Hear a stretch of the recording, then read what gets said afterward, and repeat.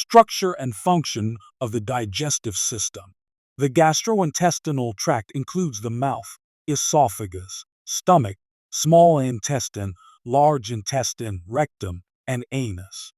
Each segment performs specialized functions to aid in digestion, absorption, and waste elimination. Together, they form a continuous tube approximately 30 feet long in adults. Food enters at the mouth and is processed and propelled until waste exits through the anus. This slide provides a visual representation of the GI tract, illustrating the sequential flow of food from ingestion to defecation. Understanding the anatomical positioning of each structure supports a clearer view of how they interact during digestion. You can also observe the proximity of the GI organs to one another within the abdominal cavity. These anatomical relationships are important for both function and clinical diagnosis. The digestive system has several essential functions: ingestion, propulsion, secretion, mechanical and chemical digestion, absorption, defecation, and immune defense. It secretes mucus, enzymes, and water to aid in digestion, while also protecting the body from harmful microbes. Food is broken down mechanically and chemically into absorbable units. The system then absorbs nutrients into the bloodstream and eliminates the remainder as feces. The walls of the GI tract are composed of 4 layers: mucosa, submucosa, muscularis, and serosa or adventitia. These layers support structural integrity and motility. Local and autonomic nervous system inputs control function, including secretion and peristalsis. The enteric nervous system, also known as the intramural plexus, plays a central role in gut regulation. This anatomical image complements the previous explanation of GI structure, focusing on the layered organization of the tract. From the inner mucosa to the outer serosa, each layer has distinct cellular components and functions. The muscular layers are responsible for the movements that propel food along the digestive tract. This architecture allows the system to function efficiently in digestion and defense. The mouth is the entry point of the digestive system and is responsible for mastication and mixing food with saliva. It contains 32 permanent teeth and thousands of taste buds that detect a range of flavors, including salty, sour, bitter, sweet, and umami. Saliva softens food, making it easier to swallow. The mechanical and chemical processes begin here with the formation of the food bolus. There are 3 pairs of salivary glands: the parotid, submandibular, and sublingual glands. Together, they secrete about 1 liter of saliva per day, which plays a key role in digestion and oral health. Saliva lubricates the mouth, begins carbohydrate digestion, and helps neutralize bacteria. Each gland contributes slightly different enzyme and mucus compositions. This slide provides a labeled diagram of the salivary glands and their positioning around the oral cavity. The image emphasizes the proximity of these glands to the jaw and oral tissues. Understanding their locations helps in identifying causes of swelling or dysfunction. Clinically, obstruction or infection in these glands can impair both digestion and speech. Saliva is a mixture of water, electrolytes, mucus, and salivary alpha amylase, which begins carbohydrate digestion. The secretion of saliva is regulated by both sympathetic and parasympathetic nerve fibers. While parasympathetic stimulation increases watery saliva, sympathetic input produces a thicker, enzyme-rich secretion. The proper balance of these inputs ensures efficient oral and digestive health. Swallowing involves the esophagus and coordinated muscle contractions called peristalsis, which move food from the mouth to the stomach. The upper esophageal sphincter prevents air from entering during breathing, while the lower esophageal sphincter keeps stomach contents from refluxing. These sphincters maintain directional flow and protect the airway and esophagus. Disruption of their function can result in swallowing disorders or gastroesophageal reflux. Swallowing has two main phases.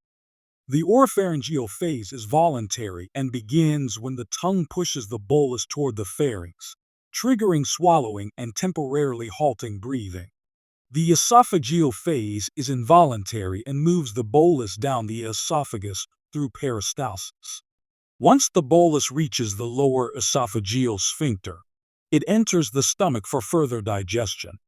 The stomach is a muscular organ located below the diaphragm that stores and processes food. It secretes gastric juices that initiate digestion and mixes food into a semi-liquid substance called chyme. The stomach also propels chyme toward the small intestine. Its ability to store and mix food is essential for regulated, efficient digestion. Functionally, the stomach is divided into the fundus, body, and antrum, with the cardiac orifice as the entry and the pyloric sphincter as the exit. These compartments allow for controlled mixing and emptying of contents. The pylorus plays a crucial role in regulating the passage of chyme into the small intestine. These divisions help coordinate digestion with downstream digestive processes. The stomach has three layers of smooth muscle, longitudinal, circular, and oblique, that work together to churn and mix food. Its inner lining, or mucosa, contains folds called rugae, which flatten as the stomach fills.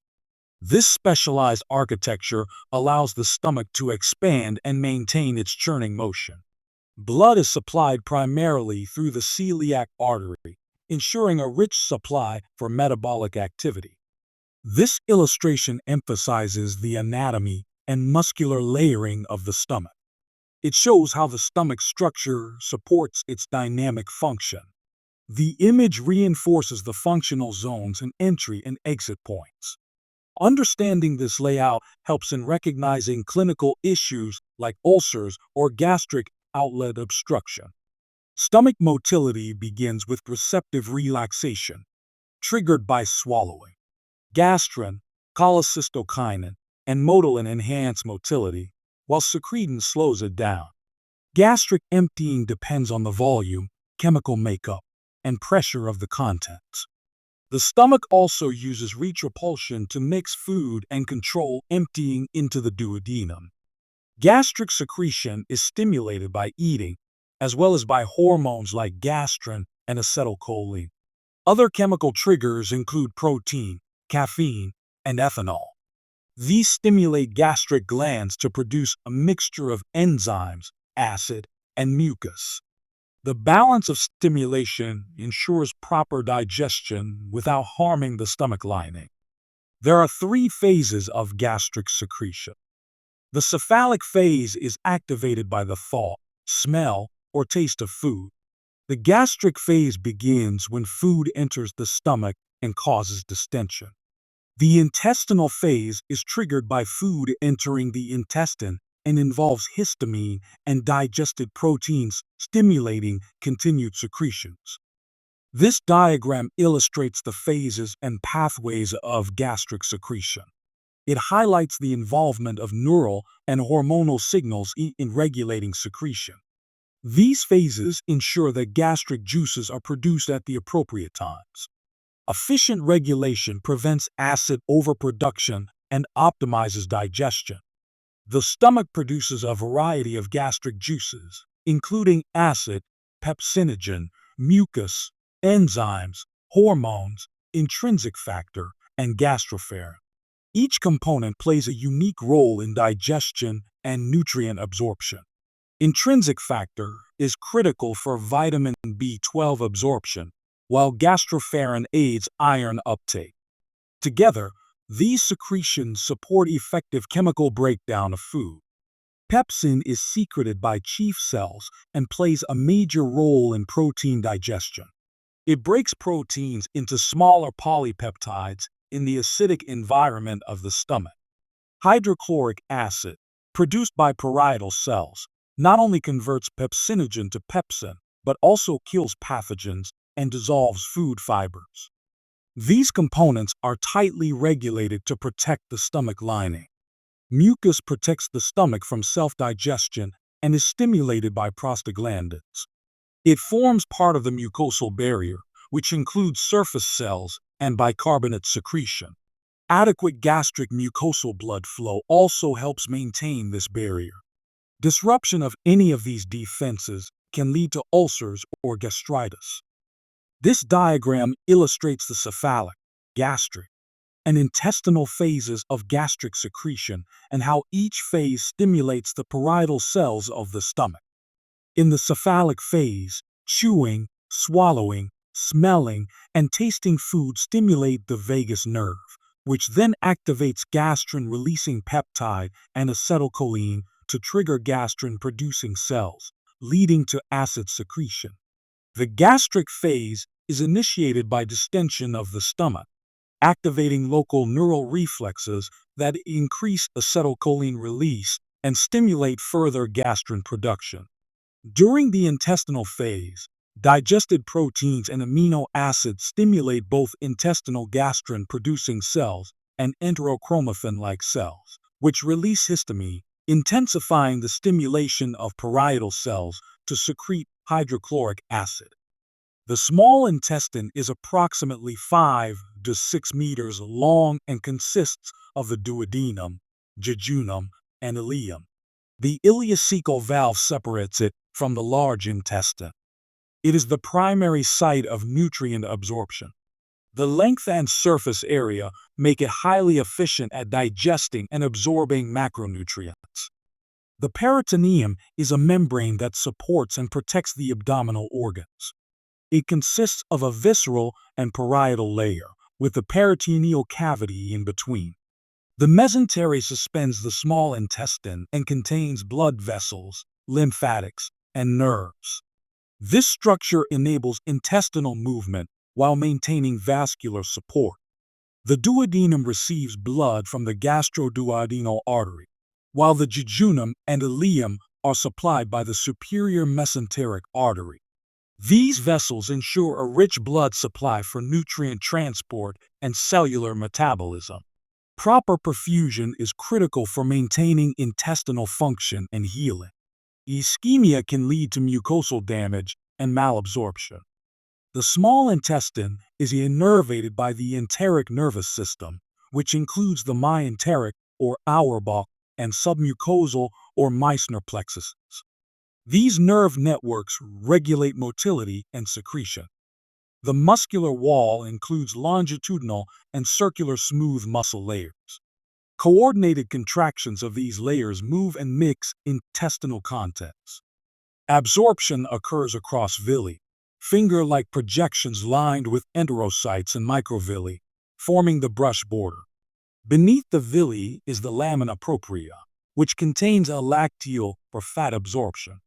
The crypts of Lieberkühn are found between villi and play a role in cell renewal and secretion. This specialized structure maximizes surface area for efficient absorption. Digestion and absorption begin in the stomach and continue in the proximal small intestine. Enzymes from the pancreas, intestinal mucosa, and bile salts from the liver help break down carbohydrates, proteins, and fats. Nutrients are absorbed via active transport, diffusion, and facilitated diffusion. The efficiency of these mechanisms ensures proper nourishment. Digestion begins in the stomach, where hydrochloric acid and pepsin initiate the breakdown of proteins. This process continues in the proximal small intestine, where pancreatic enzymes, intestinal enzymes, and bile salts work together to further digest food. Carbohydrates are broken down, proteins are degraded, and fats are emulsified into absorbable forms. The resulting nutrients are then absorbed through the intestinal lining by active transport, diffusion, or facilitated diffusion, ensuring the body receives essential fuel for metabolism. This chart outlines the digestion and absorption processes of carbohydrates, proteins, and fats, showing the enzymes involved and where each step occurs. Carbohydrate digestion begins in the mouth with salivary amylase, then continues in the small intestine with pancreatic amylase, breaking down starches into simple sugars like glucose, fructose, and galactose for absorption.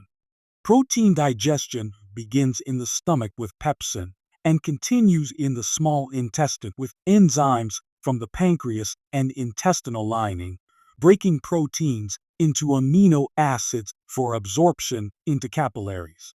Fat digestion occurs mainly in the small intestine, where bile salts emulsify fats, and pancreatic lipase breaks triglycerides into monoglycerides and free fatty acids, which are absorbed and repackaged into chylomicrons for transport through lymphatic vessels.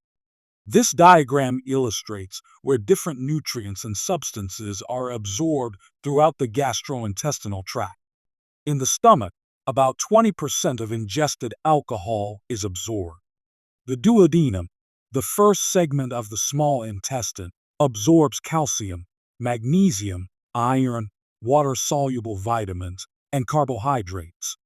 The jejunum absorbs most amino acids, water, and fat-soluble vitamins, while the ileum completes absorption of bile salts, vitamin B12, and remaining nutrients. In the large intestine, sodium, acids, and some water are reabsorbed, and by the time contents reach the rectum, only feces remain for elimination. The small intestine moves its contents using two types of motion: Haustral segmentation and peristalsis. Haustral segmentation involves rhythmic contractions of circular muscles to mix and absorb nutrients. Peristalsis is a wave-like motion that propels digested material forward. These movements are supported by reflexes such as the ileogastric reflex, intestinal reflex, and gastroileal reflex, which coordinate motility and digestion. The large intestine measures approximately 1.5 meters in length and includes the cecum, appendix, colon, rectum, and anal canal. The colon is divided into ascending, transverse, descending, and sigmoid sections. Its primary functions are water absorption and the formation of feces. The anatomy of the large intestine allows for slow, deliberate movement of contents. This visual slide shows the structure of the large intestine, highlighting how it transitions from the ileum to the rectum. The illustration helps visualize how different sections contribute to stool formation and transit. Understanding the anatomy of the colon is crucial in diagnosing disorders like diverticulitis or colorectal cancer. The layout of the colon impacts the pattern of motility and symptoms. The large intestine contains several key sphincters, including the ileocecal valve, rectosigmoid sphincter, internal anal sphincter, and external anal sphincter. It also features tenei coli, which are 3 bands of longitudinal muscle that contract and create pouch-like segments called haustra. These structures slow the movement of feces, aiding in water reabsorption. The design supports efficient processing of waste. Parasympathetic nerve signals, especially from the vagus nerve, increase contraction in the proximal colon. Blood supply comes from the superior and inferior mesenteric arteries, ensuring the colon remains well perfused. This vascular supply is vital for maintaining healthy mucosa and facilitating nutrient salvage. Any interruption can lead to ischemic colitis or motility issues. Colonic movement is primarily segmental, allowing for mixing and dehydration of fecal matter. Occasional peristaltic waves promote the passage of feces. The gastrocolic reflex moves the fecal mass into the sigmoid colon and rectum after eating. The defecation reflex is then triggered by distension, coordinating the final elimination process. The gut-associated lymphoid tissue, or GALT, is a major immune component in the digestive system. It produces immunoglobulin A, which helps neutralize pathogens. Specialized cells like Paneth cells secrete antimicrobial peptides such as defensins and lysozyme. Peyer's patches contain lymphocytes and macrophages that monitor and respond to microbial threats. The number of bacteria increases progressively along the gastrointestinal tract, peaking in the colon. Many factors influence the composition of the gut microbiota, including genetics, diet, environment, and medications. A healthy microbiome helps protect against infection and supports digestion. It also plays a role in modulating the immune system. The intestines are sterile at birth but become colonized with bacteria within hours. Over time, the number and diversity of bacteria shift, with fewer bacteria in the stomach due to acidic pH and more in the distal ileum and colon. Aerobic bacteria are rare in the small intestine, while anaerobic organisms dominate the large bowel. These microbes perform essential functions in digestion and host defense. The splanchnic circulation supplies blood to the esophagus, stomach, intestines, liver, gallbladder, pancreas, and spleen. It serves as an important blood reservoir, especially during times of stress or blood loss. This system ensures that the digestive organs receive adequate oxygen and nutrients. It also supports absorption and nutrient transport via the hepatic portal circulation. The liver, gallbladder, and exocrine pancreas are considered accessory digestive organs. Although food does not pass through them, they secrete essential substances into the gastrointestinal tract. These secretions are necessary for digestion, absorption, and nutrient metabolism. Together, they coordinate with the gastrointestinal system to optimize digestive function. The liver is divided into right and left lobes, with the right lobe further split into the caudate and quadrate lobes. It is supported by ligaments such as the falciform, round, and coronary, and is encased in a fibrous glycan capsule. Blood reaches the liver through the hepatic artery and hepatic portal vein, providing oxygen and nutrient-rich blood for processing. The liver is anatomically divided into a right and left lobe, with the right lobe further separated into the caudate and quadrate lobes. It is anchored in place by the falciform ligament, round ligament, and coronary ligament, which connect it to surrounding structures. The liver is surrounded by a fibrous sheath called the glycan capsule, which contains nerves and blood vessels. Blood is delivered to the liver through the hepatic artery, which carries oxygen-rich blood, and the hepatic portal vein, which delivers nutrient-rich blood from the gastrointestinal tract. The liver is composed of microscopic units called lobules, which contain hepatocytes, the main functional cells. Blood flows through sinusoids, which are lined with permeable endothelium for exchange. These structures facilitate nutrient absorption and waste removal. Efficient liver function depends on the integrity of this microarchitecture. The hepatic portal system transports blood from the gastrointestinal tract and spleen to the liver. This allows nutrients and toxins absorbed from the intestines to be processed before entering systemic circulation. The liver plays a key role in nutrient metabolism, detoxification, and immune defense. Portal circulation ensures precise regulation of these functions. The liver is composed of microscopic units called lobules, which contain hepatocytes, the main functional cells. Blood flows through sinusoids, which are lined with permeable endothelium for exchange. These structures facilitate nutrient absorption and waste removal. Efficient liver function depends on the integrity of this microarchitecture. Several specialized cells contribute to the liver's immune roles. Kupffer cells, which are macrophages, help clear bacteria and damaged cells, while stellate cells aid in liver repair. Natural killer cells provide tumor surveillance by producing interferon gamma. The disc space drains interstitial fluid into the hepatic lymphatic system, contributing to fluid balance.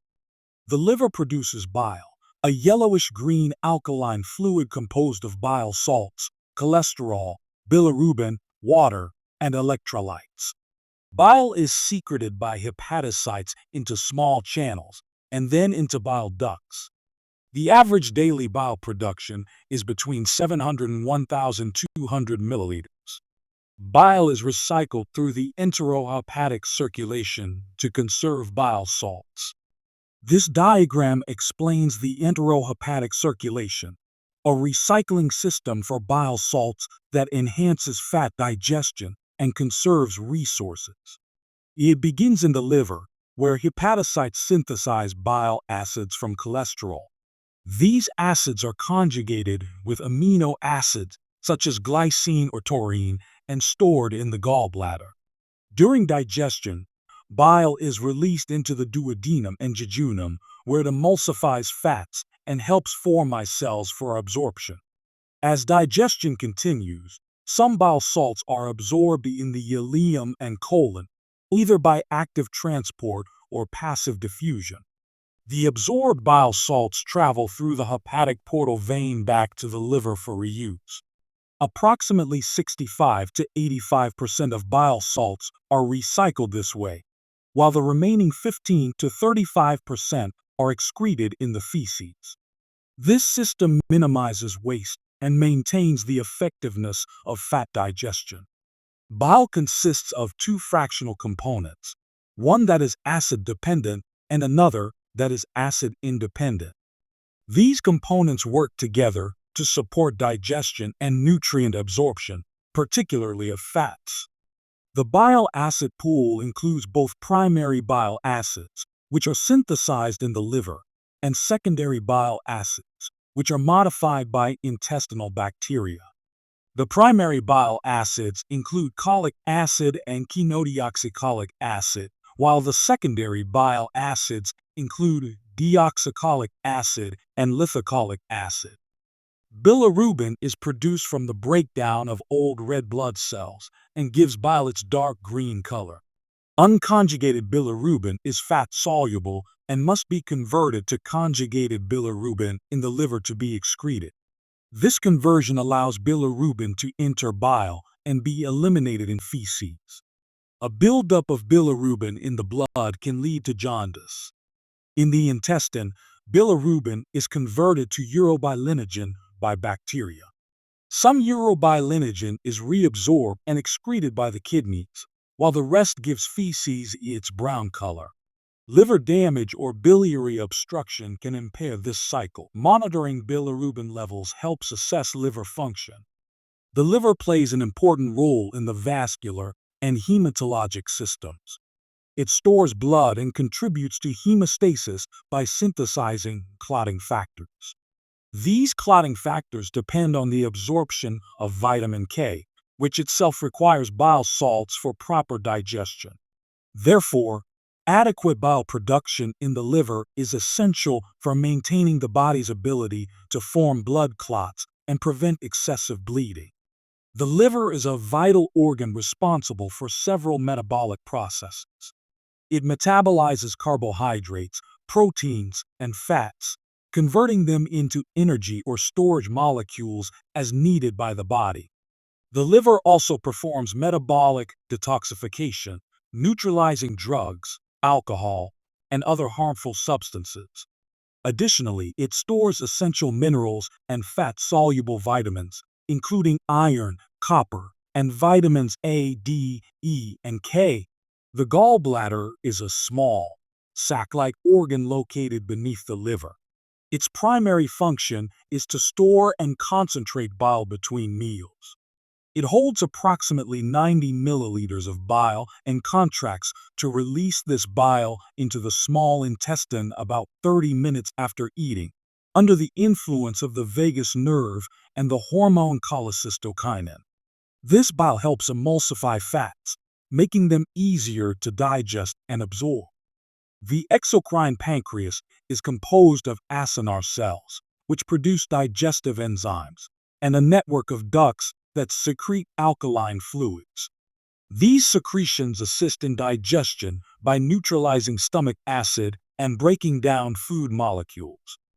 The pancreatic duct, also known as the duct of Wersen, joins with the ampulla of Vater to deliver these enzymes into the duodenum.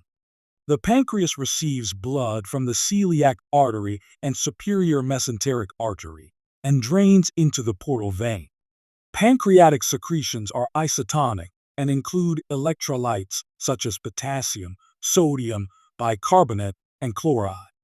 The enzymes secreted include trypsin, chymotrypsin, carboxypeptidase, and elastase, which work together to digest proteins, carbohydrates, and fats. These enzymes are produced in inactive forms to prevent self-digestion of pancreatic tissue. Activation occurs only after the enzymes enter the small intestine. To prevent accidental enzyme activation within the pancreas, the organ produces a trypsin inhibitor. Activation begins when the duodenal mucosa releases an enzyme called introkinase, which converts inactive trypsinogen into active trypsin. Trypsin then activates other proteolytic enzymes, allowing digestion to proceed safely and efficiently. This carefully controlled system protects the pancreas while ensuring proper breakdown of nutrients. This diagram illustrates the anatomy of the pancreas and gallbladder and their roles in digestion and hormone secretion. The gallbladder, located beneath the liver, stores bile that travels through the cystic duct and joins with the common hepatic duct to form the common bile duct. Bile is released into the duodenum through the major duodenal papilla near the ampulla of Vater, aiding in fat digestion. The pancreas stretches from the head near the duodenum to the tail near the spleen. It contains exocrine tissue, including acinar cells that secrete digestive enzymes, and duct cells that release bicarbonate. These fluids travel through the pancreatic duct to the small intestine. The central acinar cells help secrete water and electrolytes, contributing to the overall composition of pancreatic juice. The pancreas also has endocrine functions carried out by the pancreatic islets. Within these islets, alpha cells secrete glucagon, which raises blood glucose, while beta cells secrete insulin, which lowers it. This balance between endocrine and exocrine functions is crucial for maintaining both digestion and metabolic homeostasis.